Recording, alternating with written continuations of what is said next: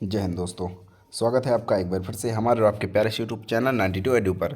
तो आज मैं आपके लिए लेकर आया हूँ BSc second year minor physics का पेपर।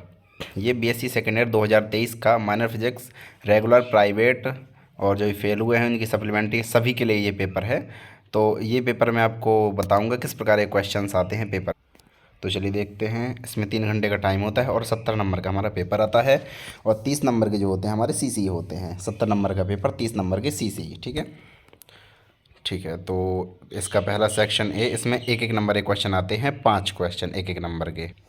तो एक एक नंबर के ये रहे क्वेश्चन। निम्न प्रश्नों के उत्तर दीजिए। नंबर पहला, विद्युत क्षेत्र की तीव्रता ई की विमा होती है।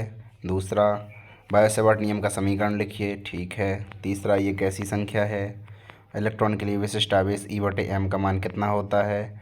और अगला पाँचवा, मैक्सवेल के द्वितीय समीकरण का सूत्र लिखिए। ठीक है, बस ये है। एक एक नंबर के 5 क्वेश्चंस आते हैं, सेक्शन ए में होते हैं। इसके बाद सेक्शन बी होता है, 5-5 नंबर के 5 क्वेश्चंस इसमें आते हैं। इसमें सभी क्वेश्चंस 5 नंबर के होते हैं और 5 प्रश्न आते हैं। इसमें अथवा वाले आते हैं। जैसे पहला, समांतर प्लेट संधारित्र की क्रियाविधि समझाइए और धारिता के लिए व्यंजक प्राप्त कीजिए। या फिर इसके अथवा में अनंत लंबाई के आवेशित तार के लिए विद्युत क्षेत्र ज्ञात कीजिए। Find the electric field due to infinite long charge wire. ठीक है। इसके बाद अगला, बायो-सेवर्ट के नियम को समझाइए, बायो-सेवर्ट लॉ। ठीक है। बीएचएम में संबंध स्थापित कीजिए। ये सब मैं अपने इसी चैनल पे पढ़ा चुका हूँ, सबके सॉल्यूशन इसी चैनल पे आपको मिल जाएंगे। बीएचएम में रिलेशन अथवा में हो गया। फिर इसके बाद थर्ड यूनिट से नेटवर्क थ्योरम और मैक्सवेल ब्रिज। नेटवर्क प्रमेय, नॉर्टन वाली नेटवर्क प्रमेय या फिर मैक्सवेल सेतु, ये दोनों अथवा में दिए गए हैं आपको। इनमें से कोई एक कर लेना है। ठीक।